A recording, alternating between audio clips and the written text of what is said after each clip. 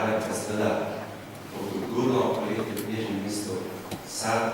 prizadevanja, druga delane organizacije, zelo velike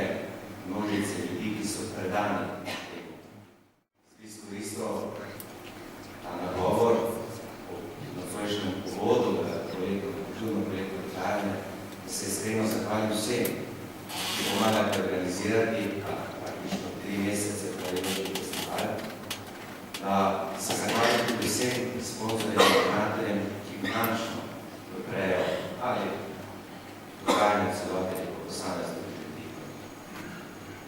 Želim, da bi vam poletje minilo lepo, tako kot si ga načrtujete, hkrati pa da bi bilo seveda nabito z enimi kulturnimi dogodki, ki bi Celjanke in Celjani radi obiskovali. Pojdite na te prireditve, povabite svoje prijatelje, znance in naredite nekaj lepega, nekaj dobrega za svojo dušo in